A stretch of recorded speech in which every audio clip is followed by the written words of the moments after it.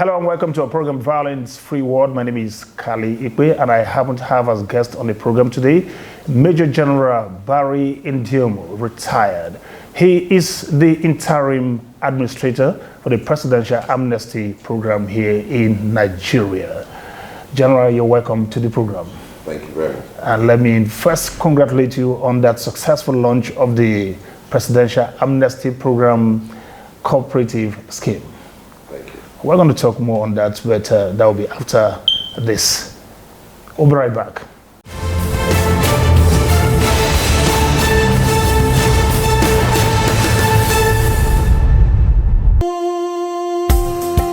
It is believed, generally, in the study of violence, that you cannot take a gun from the violent and offer nothing in return.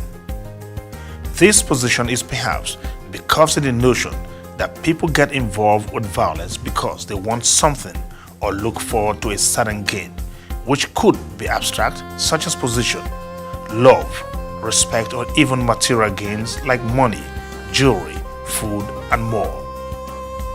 While it is proven increasingly dangerous to stem violence with superior violence, especially from an official standpoint, the need to use a carrot approach seems to be gaining traction lately, something referred to loosely in Nigeria as amnesty. By the late 1990s, the Niger Delta region of Nigeria had earned a reputation as the most volatile spot in the country. Youths between the ages of 18 and 39 had taken up arms, kidnapping mostly expatriates for ransom, bombing of oil installations, and looting at random.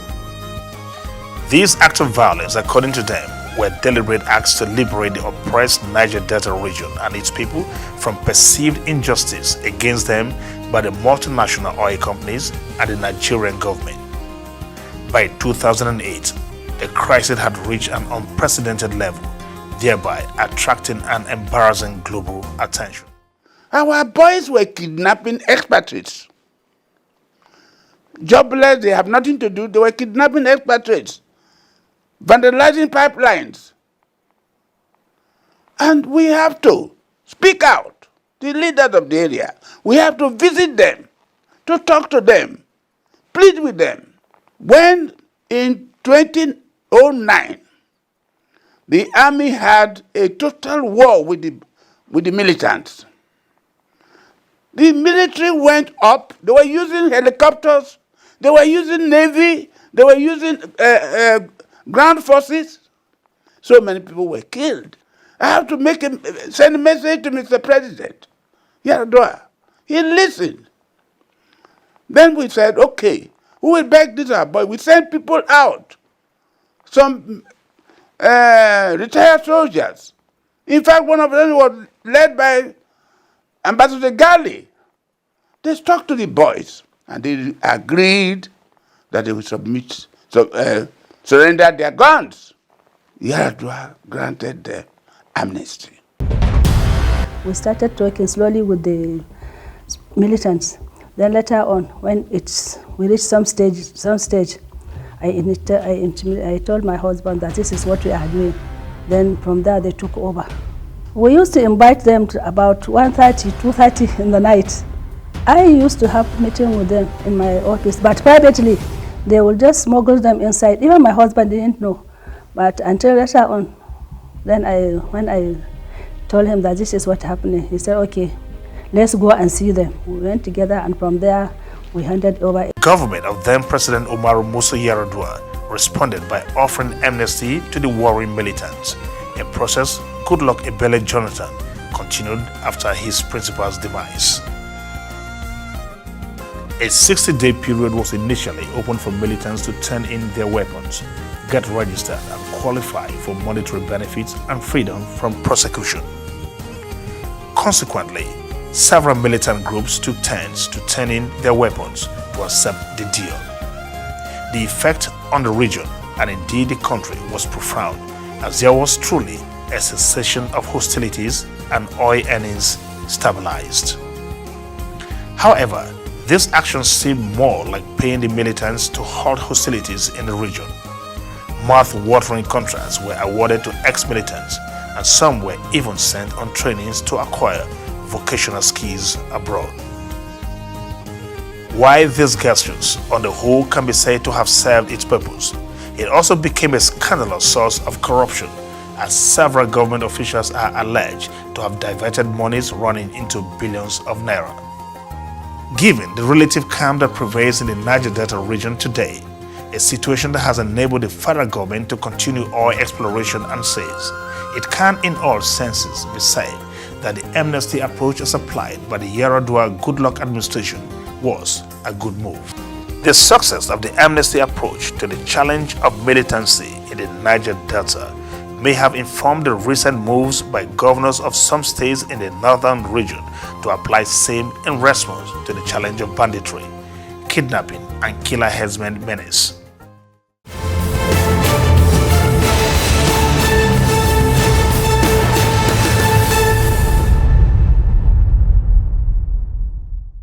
Welcome back.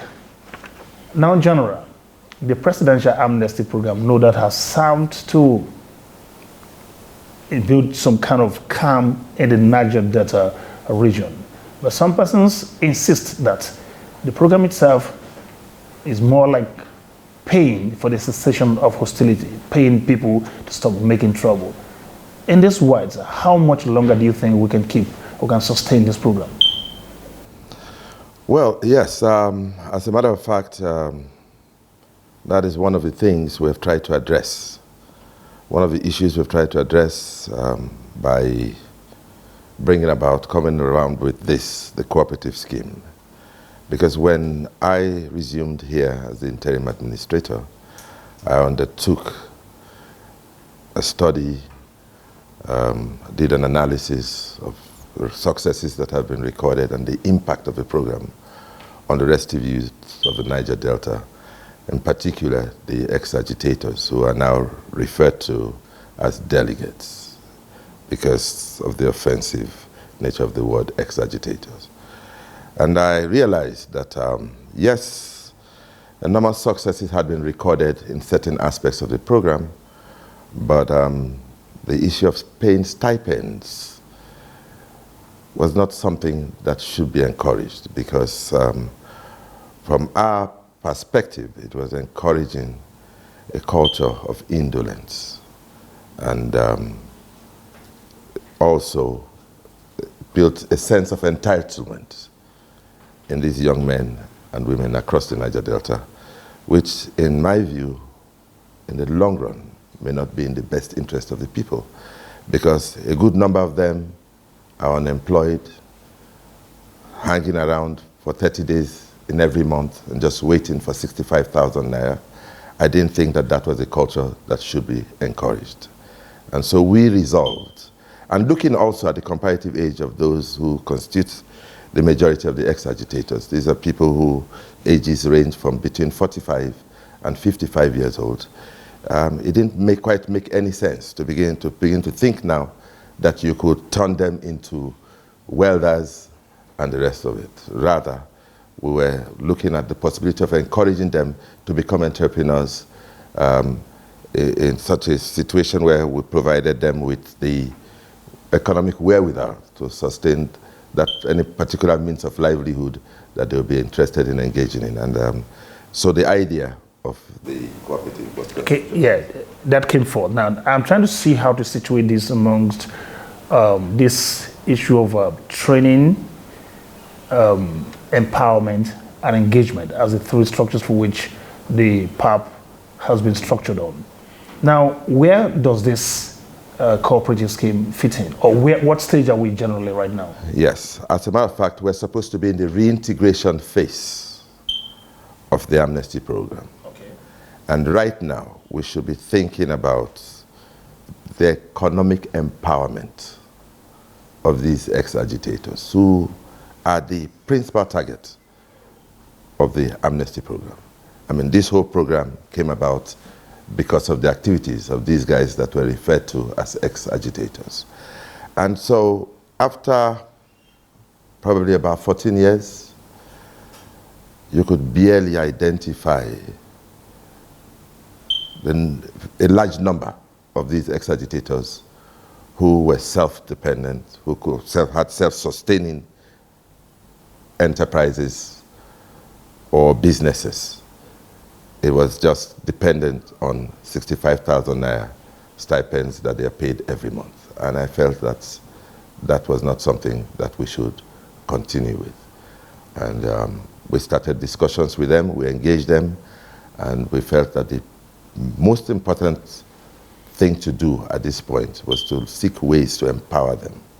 And we thought about the cooperative concept, which is what we just launched yesterday. These thoughts as you are even implementing are going, we have succeeded in making the federal government resign this decision to cancel or call off the presidential amnesty program in the first place, generally speaking. But now the way it is, and vis-a-vis other agencies that you have related, even the Niger Delta Ministry itself, that you also have one under even the NDDC, we will be very eager to know how the synergy works and towards your thinking for PAP. Yes, what the PAP is supposed to do is to relate with these individuals much more closely, in the sense that over these 14 years, the PAP has a database. We've captured these individuals. We started with the ex-agitators, then it expanded to the so-called impacted community concept. I believe the idea of the impacted community concept was to ensure that we do not have the younger ones becoming agitators subsequently, and so the scholarship scheme and other social programs were introduced to get these young, catch them young, so that they get better educated, they acquire skills in certain areas where they could become useful to the society, get gainfully employed. And so that was the whole idea behind the program, which makes it different from what you find with the Niger Delta Development Commission, which is supposed to be focused on infrastructural development. So basically, I believe that the PAP was meant to be some kind of social intervention exercise, which would lead to, creating some kind of conducive environment for these young men and women to prosper in various forms of economic activities. There is an entitlement mentality that needs to be addressed. First, don't even think about stopping the amnesty program in the first place, because that won't work. They will not take it. But all stay to the entitlement thing. How is this going riding with you? Yes, that's exactly one of the challenges I met on the ground, and I realized that these young men are misguided, and we had looked at the unsalutary nature of that attitude and its effect also on the larger society, because it will, if we encourage it, then it will mean that we're encouraging others to take up arms against the state. And like I said, when I got in here, I had to first of all sanitize the data bank, because it was in the data bank structure that they introduced all sorts of phony names, using their children, relatives, girlfriends, with a single BVN. Like ghost workers. Like ghost workers. Yes. A single BVN is linked to 42 accounts. And that means 42,000 naira time. I mean, 42 accounts. Or 65,000. Or 65,000 naira going in times 42 persons. And whereas it's just to a single BVN ownership. General, has that been stopped? Of course, we have stopped that. Stopped. We have completely removed that from our database. General, you have stopped leakages. So has this given you much more money to do many other things that you would have loved to do? Yes, we have made some savings, but you must understand that at the end of the day, it is not much money. It is not as if when you multiply the figures, it translates to billions. No, that's not true, which is also the impression that those boys have, that billions of naira have been saved. That is not correct. General, everything in life is transient. Even life itself is transient, like they say. But PAP, in some people's mind, it's and forever an eternal thing. This is supposed to be a stopgap measure to which some persons would rather that you continue forever. And I hinted at it earlier, we spoke on it earlier, but I'm not very convinced that, is there a terminal plan for PAP as we are? Well, the truth of the matter is that the presidential amnesty program was never at any point designed to last forever. As a matter of fact, the initial winding down date when it commenced in 2009 was 2015. However, the government at the time, in its wisdom, decided to extend it further because they realized, I believe at that time, that quite a number of ex-agitators had not been captured. And that was why in 2015 also, it was expanded to include the impacted communities. Now, having said that, it is now the duty of those who are appointed to administer this agency to chart a course that would lead to the eventual winding down of this program, which is what we are doing by introducing schemes like the cooperative. We also have plans to have an education trust fund.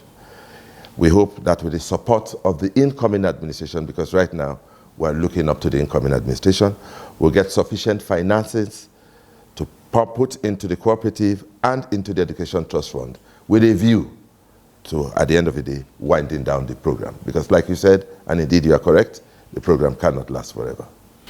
We're talking about the eternity of the PAP program. We'll come back and continue with our conversation, but that will be right after this timeout. Don't go anywhere. This is Violence Free World.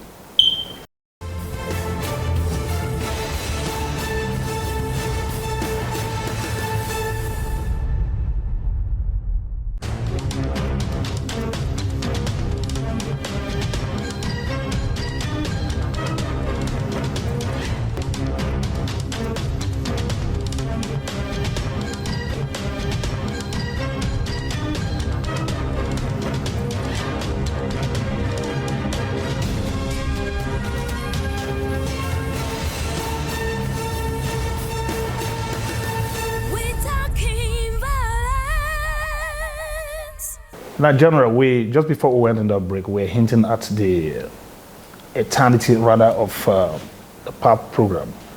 And let me just ask you point blank, is PAP an ATM for politicians? I don't think that is correct. I do not consider, well, for the period that I have served here, it has not been an ATM for politicians. That I can tell you categorically. In your time? Yes. But when you came, did you suspect that it had been a such? No. I wouldn't be able to speak on that because I wasn't here at that time. I mean, from when I resumed and took over as interim administrator of PAP, we have conducted the affairs of this place in the best interest of those that we are to cater for, the ex-agitators. What pressure are you facing from politicians as far as PAP is concerned? Because it is seen as a money house. Well, I wouldn't say politicians. I wouldn't say politicians, and I have my reasons for that. Just as you rightly observed previously, the presidential amnesty program across the Niger Delta is perceived to be a welfare kind of institution for the people of the Niger Delta. And like you said, there has been this sense of entitlement that you could just walk up to PAP and get whatever you wanted. However, we have tried to discourage that. And that is why, if you observe, from the moment I was appointed with my policies, I have met with a lot of resistance, a lot of opposition from both the ex-agitators and the people of the Niger Delta. But we are dealing with it. We're standing our grounds, and we're ensuring that we do not lose focus. We maintain the principles for which this agency was established, and that's precisely what we have been doing. One of the ways to sanitize, I understand, the NSA, Mongunu particularly, had worked to see how this PAP would now be under NSC rather than the presidency. Is that what the situation is right now? Is it under the NSC? Yes, correct. It's, first of all, you must understand that this outfit in itself is a national security related outfit. It relates directly to the security architecture of Nigeria. So are you considering a change of name as far as that is concerned? Well, that is not within my power to do. We have made our recommendations to government. When I came in, if you recall, my initial mandate was to wind down the program. But I undertook a visit, interacted with all the stakeholders across the Niger Delta, and I was able to recommend to government that I did not think it was the best time to do that, considering, one, the fact that we're approaching the period of elections and electing a new government. It wouldn't be wise to stoke the fire of the militancy activities again in the Niger Delta at this point in time. And of course, like I said, being a national security outfit under the Office of the National Security Advisor, it was possible to advance that argument and make recommendations to government, which government listened to and suspended the process of winding down. So General Ndiomu will actually say right now that moving this office to functioning under the National Security Advisor has worked. It made considerable. Of course it has helped. It has helped, and I wish it remains that way for very obvious reasons, because the role of this office transcends what a lot of people think is the normal workings of any other kind of institution. Yeah, you had always favored this should rather be a social investment scheme, more or less, like which you've hinted at severally. One of the points which I believe endeared you to the presidency. There's a changing perception right now, or a perception is being managed as far as PAP is concerned, to which you're championing, and well, what we wish you were as far as that is concerned. I'd like you to tell me more about this cooperative and how it works. Yes, you are right. And as a matter of fact, that is why we are trying to kind of organize these boys into clusters. First of all, let me begin by saying we have been able to employ consultants. At the moment, we have 2 consultants. One will take care of the technical aspects, and the other will deal with the business development aspects. The idea is that these consultants, working with the management team, will first of all profile those who will participate in the cooperative. Now, you must understand that this is a slightly different cooperative in the sense that we, in the Presidential Amnesty Program, are providing the capital. Now, like you said, it's not going to be a profit-making exercise as such, because what we're trying to do is to nurture them to become entrepreneurs. Of course, they will indicate their areas of interest. We are already going to categorize them, because in a situation like this, you do know that we'll have quite a few of them who are already established entrepreneurs. And so all they require will be probably additional revenue to expand their businesses. For others, they may have their areas of interest. We should be able to provide them with the financing. Now, the third category, which I believe is the category you are referring to, those recalcitrant ones who may not necessarily show any interest in anything, they will join the clusters. So even if they are not active participants, they are grouped with people who have substantial interest in what they want to do, and so they will share in the profits of whatever business they'll be engaged in. And so that is exactly how. I believe by now you must have succeeded in convincing the NSA not to regret investing those billions into the PAP program. Oh, definitely, definitely. There's no regret whatsoever. As a matter of fact, I believe if some of these initiatives had been introduced long before now, we probably wouldn't be having any issues with our youths across the Niger Delta. As we wind down now, what, in your opinion, has been the greatest achievement of PAP since inception? PAP, to be honest, has achieved quite a lot. as I speak to you, since inception of this program, there have been thousands of young men and women across the Niger Delta that have been educated in various fields of endeavor, both within Nigeria and overseas. There was also the pilot scheme, which I inherited, which I have also reactivated. At the moment, we have over 65 pilots and engineers that are undergoing training in various institutions, both within Nigeria and overseas. And I believe that this is significant impact that we have had. Finally, your word of advice to young people watching the program, watching you rather right now, and looking to violence as an alternative to the good life. Yes, as much as possible, my advice to the youths across Nigeria is that violence of any form can never bring about sustainable peace and development in any society. Take, for instance, the Niger Delta lost a wonderful opportunity in the Dangote refinery, which was relocated to Lagos because of the violence that was occurring across the Niger Delta. That is a significant loss for us, and I hope that that lesson has been taken home by everyone, especially the youths across the Niger Delta, to run away and stay away from violence, but rather dialogue in any situation they find themselves. That's my candid advice. General, well, I think that's a very good point to leave it. I just want to like to thank you very much for obliging me. Thank you very much. Well, I've been speaking with Major General Barry Ndiomu, Interim Administrator for the Presidential Amnesty Program here in Nigeria. My name is Callivision. This has been Violence Free World. Same time next week, promises much more. Until then, please endeavor to remain on the road to a violence-free Nigeria. Thank you for watching.